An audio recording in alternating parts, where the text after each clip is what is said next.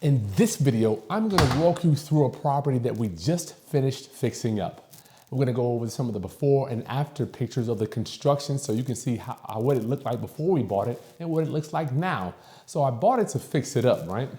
But as we were fixing it up, I decided, this thing's pretty nice. So now we are going to we staged it, and you're gonna see how we staged it up because we decided to hold it and turn it into a travel nurse Airbnb / short-term rental. So you're gonna see what the staging looks like too.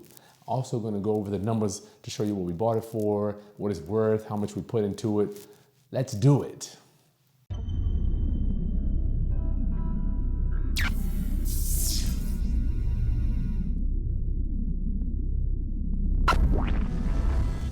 Okay, class, it's Chris Haskins with therealestateroundup.com. My mission and ministry is to raise your financial literacy through real estate investing and entrepreneurship.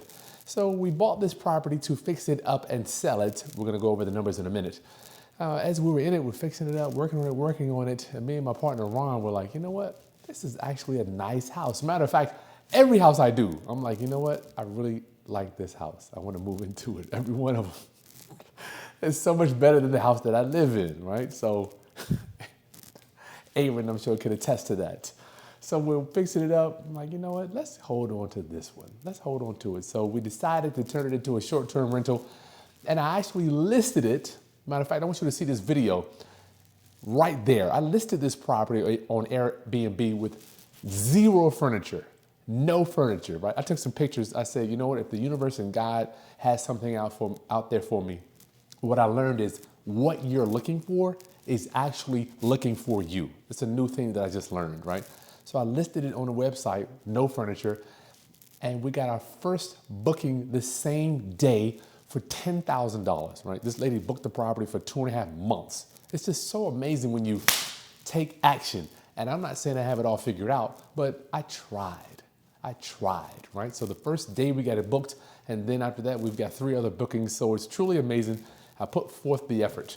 But I want to walk you through the before and after shots of the renovation so you'll see what it looked like before and what it looks like now after we've staged it, all right? So here's our beautiful new kitchen. So we had to do new flooring in here, new countertops, new kitchen cabinets, and this video is going to be a little above because I had to stage it, right? So we've got beautiful granite here, and Ron is the Mac Daddy when it comes to fixtures, so he decided black fixtures are what's in. And who am I? I'm just the guy behind the scenes. We've got stainless steel appliances, as you can see, all the way through. And when you do Airbnb, you have to give them dishes, right? So every tenant that comes will have access to dishes, and we have silverware in here. And this stuff is not expensive. I think we might have spent $7,000 to $8,000 on the staging, and you'll see all the bedding upstairs. We got towels, mitts for your hot pans and everything. Anything else in here you think we need to showcase, Avery? Okay, we got pictures on the wall, and always, one of the things I didn't understand earlier in my career, greenery. Gas to have your greenery. It's something about greenery that makes a home feel warm and welcome. All right, so this is our kitchen. Oh yeah, the kitchen table too, you saw that. This is our living room. We'll call it the great room because it's attached to our kitchen. You see, we got those. Let's talk about some of the staging. These chairs here. Oh, Aaron, we got to show them some before kitchen too. Go ahead and flip that on. Show them before that kitchen there. So these chairs I got off of Facebook Marketplace for $40 for all 3. So that's like $12.50 a piece. New flooring once again. We got vinyl, luxury vinyl plank throughout. All of our furniture downstairs we got from thrift store, right? And I think this stuff was, I don't even remember, $500 for all this stuff. Greenery in the corner we get over there. My favorite store, Roses. Roses, you remember that from back in the day? Roses, y'all, that's where you get your greenery from. Pictures on the walls, call it a day, I'm done with it. TV up there, put a 55-inch and a camera and a clock on the wall. That probably ran us $350. You got any questions down here, Aaron? No. All right, cool. This is just a bathroom. You said we don't need to show that one? No. Okay. Pictures on the walls makes you feel home. Let's go ahead and cut to the office so we'll go over the numbers together real quick, then we'll go upstairs. So I hope you're enjoying my property flip turned short-term rental, right? It's crazy. We're gonna flip it. Now we decided to turn it into, the reason I'm going over this number, I wanna go over the numbers with you now so I can show you how we did it, maybe to help you with your next property flip or short-term rental you decide to do.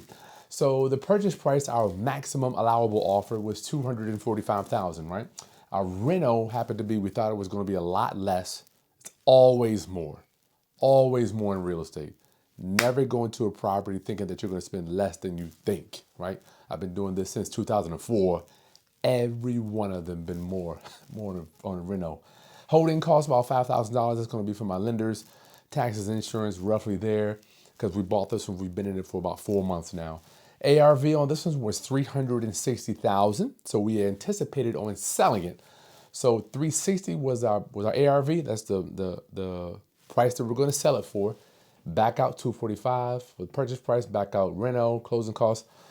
So we're all in for roughly 295, 300,000. So our flip profit, which we presumed going in, we wanted to, roughly we were going to make $50,000. Now that's after, I know these numbers look crazy, but don't forget, we have to back out realtor fees and closing costs. That's realtor fees. Yes, realtor, not realtor. Oh my Lord. So we had to back out realtor fees, and that made us right around 50 grand for a net profit on this one, right? If we were going to sell it, but what we decided to do, hold on to it, round up. All right. So what I did some research to check out what is our daily rent over there on a short-term rental, right? So if you look right here at the handout, I just went right to Airbnb, and you can see the lowest one, the most inexpensive one-day rental was like 170 bucks. So all I did was put us right at 170 for a night. And I'm not presuming that I'm that skilled or I'm that good. So I'm going to say, look, we're going to rent this thing out for 21 days a month. 21 days, that's all. I'm not even saying we're going to get 30 days.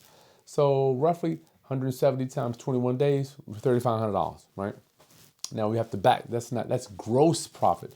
We have to back out debt services, taxes, insurance, HOA, cleanings. We have to pay every time we have it cleaned, but we collect for the cleaning from the tenant.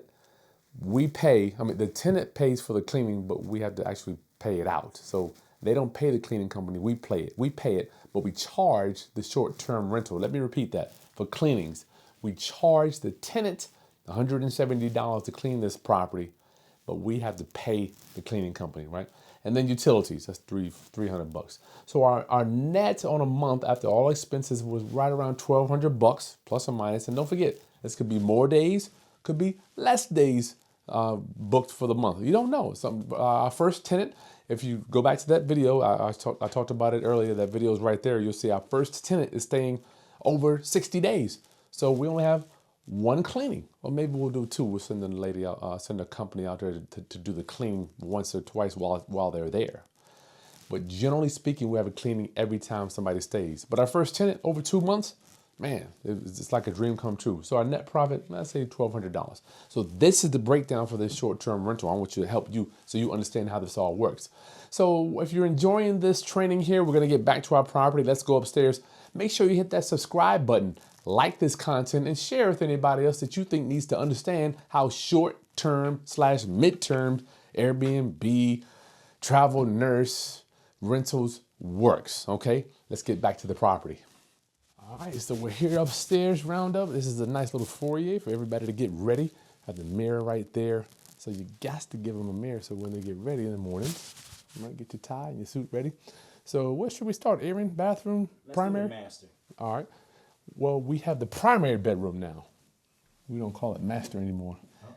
55-inch TV on the wall here. We have your nice sitting area here with a desk. So if you got to do some work, you can do that. But this particular unit, we have 4 bedrooms, 2 kings in 2 bedrooms, a bunk bed in one, and a queen in another bedroom. So this thing actually can hold 8 people at once. King bed there, new flooring at the bottom under my feet, and fan above. Very nice. It just feels welcome, doesn't it? I'm like, I wish I could. His or her closet here. Well, probably her in her closet, actually.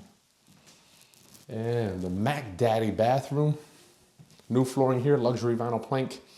We have granite on the tops, white cabinets, New, new linens here for Airbnb guests.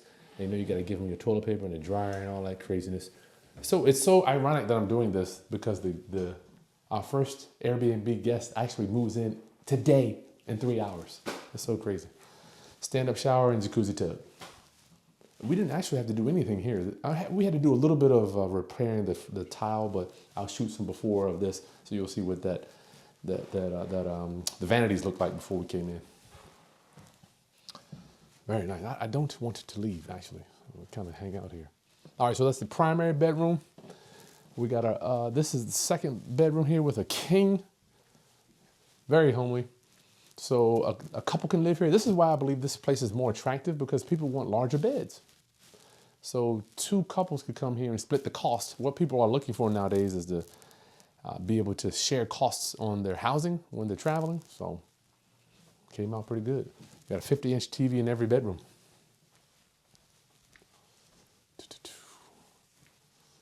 This bedroom here has a queen, and all this stuff here I got from Marshalls or Rose's or Burlington.